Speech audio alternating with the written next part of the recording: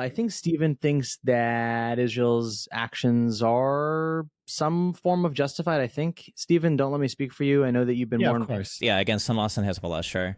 But people obviously can argue over what that looks like, yeah. Yeah, and to the degree to which it's, I think you guys both agree that what's going on in Gaza is going a little bit far. Maybe they should stop the siege. But more broadly speaking, Stephen, you see Israel's response to Hamas and Hezbollah in the way that, any state has the right to defend itself and would if they're attacked by terrorists, right? There's no state in the world that wouldn't launch a counterattack if, there's rockets flying into their country. But Gideon, I think you see it differently, right? I mean, how do you see Israel's response currently, what's going on in Lebanon and Gaza today?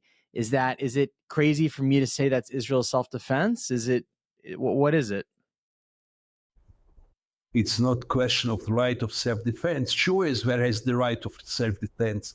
Sure, no country would remain indifferent after such an horrific attack like on the 7th of October.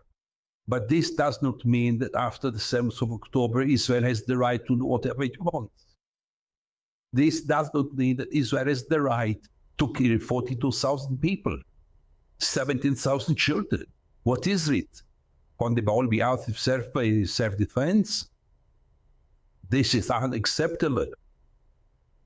And more than this, I want to ask, do you really think that Israel is a more secure place today than 1 year ago? I doubt it very much. Your thoughts, Stephen? I mean, we can get into the whole war numbers and what's a good number of civilian deaths and not a good number of civilian deaths and whatever. I mean, obviously that's a whole other conversation. I mean, is Israel more secure now than it was a year ago? I mean, probably not. I don't even know if the people living there would feel that way, but I think they would probably rather be in a country where they feel like they can fight for their security rather than just being subjugated in other countries to the whims of the people there, because obviously historically for Jewish people that doesn't seem to have gone very well. But do you think that Israel has been justified in their actions in Lebanon this last 2 weeks, killing Nasrallah, killing all these leaders of Hezbollah, having a ground invasion in Lebanon?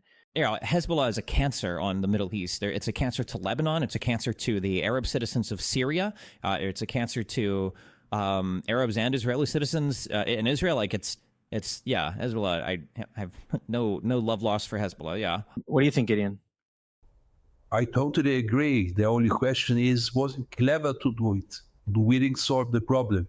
If it will be solving the problem, if you really think that Hezbollah will be crashed and disappear, it's very good with me. But I have my doubts. We have been in Gosim so many times before. Israel tried to change regimes in Lebanon. Israel tried to crash organizations, to encourage other organizations. It doesn't work. But if it will work, go ahead. But you think that it's stupid. I mean, you think that I think I've heard you speak about when they killed Nasrallah, you think it's exacerbating the tension, that it's escalating, right? That it's not going to have the consequences for Israel that they want, just the opposite. Now Hezbollah is going to be more emboldened and it's going to spur other terrorists to come out of the woodwork. History told us this, and more than this, it's very explosive. So why do you disagree, Stephen? Why do you think it's the right thing for Israel to be attacking Hezbollah in the way they are when Gideon's saying that this could have the counter effect that Israel actually wants? I mean, I don't know if we disagree. If they want to attack Hezbollah, I think they have the right to. If they want to push the settlements back, not the settlements, but the villages that Hezbollah has built north of the, I don't remember the name of the river that they talk about a lot. The what? The little tiny river. Yeah, if they want to push things back a little bit more there so they can feel more secure, they can do that.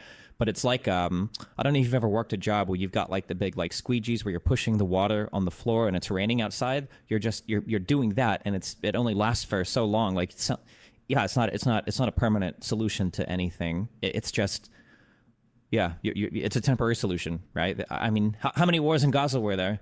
2008, 2012, 2014. 2019, if you count the border riots, now 2023, 2020, how many wars in Lebanon were there? There was the whole civil war in the late 80s, early 90s. There was 2006 for a month, and now there's 2024. it's obviously it's not a permanent solution. It's not fixing anything. It's just kind of kicking the can down the road. There has to be something more. Yeah. But on the other hand, Stephen, I mean, tying this into not just Hezbollah, but Hamas, I think that you would say, Stephen, that Israel's use of military force is necessary, generally speaking, to protect Israeli citizens from terrorist threats like Hamas and Hezbollah. Is that accurate? Yeah, it is. But like, you just have to be. It's the Palestinian issue has to be figured out, right? Like, if I lock a bunch of people in my apartment, eventually they're going to get really mad. They're going to try to attack me, and I might even be justified in fighting back against them. But I mean, what do you think is going to happen? Like, something has to be figured out, because if the situation continues now, we return to the status quo. In another few years, there's going to be another terrorist attack, and then Israel's going to they'll have justification to go and fight. But I mean, like, it's inevitable. You're creating inevitable situations where you're going to have to deploy some level of violence. It's going to end up with a lot of civilian catastrophe. Like, yeah, it's, you know. I agree on both ends. They have a right to defend themselves, but they're creating the conditions in which they're being attacked. It's stupid. So you guys, it sounds like, are in complete alignment on this. Well, but I place a lot of agency on the Palestinian side, and that I think they really do need to feel pressure to come to the table to negotiate something. I think it's a big. I think there's a big onus on them as well as Israeli leadership. Do you think they deserve any onus or responsibility, Gideon, to come to the table, even though they're the weaker? Sure. And they haven't, right? I mean, I think it's worth conceding that the Palestinians haven't ever agreed to an Israeli state, and even though they're the victim, they're the rape victim, however you want to characterize them, I don't think it's fair to give them zero agency. I think even if it's 1%, I think they deserve some blame, right? First of all, in Oslo, they recognized the state of Israel in the Oslo Accords, but I don't think it's important. And if they did, so what? It's about Israel changing its mindset. I repeat myself again and again. The problem is the Israeli mindset. And the Israeli mindset believes in Jewish supremacy. And as long as this is the case, nothing will change. And my voice is now totally... Okay. I appreciate you guys doing this. And I try to find points of contention and then try to drill into them. But I was surprised to find how many areas of agreement you have. I mean, apparently, Destiny, you agree that they should probably pull back from Gaza, and that the way they're conducting themselves, even with Hezbollah, is not going to work out for them in the long run. It works out in the short run, but just not in the long run. Yeah. Yeah. And you both put blame on Israel, but I think what Gideon is saying is it's, I guess, not relevant that they did accept an Israeli state in Oslo. Is that not a concession, Stephen? I mean, you said they've never accepted a Israeli state. I mean, that's a whole other talk, because from Oslo, from the Oslo period up to the Second Intifada, there's a whole range of disagreements over who sabotaged that process more. When I think historians will fight a lot, your Ilan Pappés will fight against your Benny Morrises, your Abby Schleims will assign blame to both sides. Like, that's a whole 50-year academic debate on who's to blame for that. Yeah. Well, like, the Oslo Accords was supposed to end, I think, in 5 years. I think that was the interim period. Oslo 1 and then Oslo 2 came, and then you had like your redeployment in Hebron, and you had and then in 2000 when nothing happened, right? Well, now everybody's like, well, what the fuck? Like, people say that the Second Intifada started because Sharon walked, to the Al-Aqsa Mosque or whatever. But the reality is people were just really mad that there was no agreement after Oslo 1. Palestinians looked at the Palestinian Authority and they're like, okay, cool. You made us a government that just works for Israel to, beat us up and do security for you guys. What do we get out of it? We have no state. We have no officially recognized government. We have whatever bullshit seat at the UN, but we're not getting anything. And then, yeah, so... I mean, I think that Oslo 1, I thought was a really good step, and then depending on who you talk to, they'll say it was a really good first step, and other people say it was a complete, total abject failure. And I think there are good arguments on both sides of that, but that's a whole other, conversation, I think, yeah. I'm covering the occupation now for 35 years. And what I saw really very few Israelis saw. I did shape my political views, obviously. But I have the feeling that if Destiny will join me for 1 week to the West Bank and maybe to Gaza if it will be possible.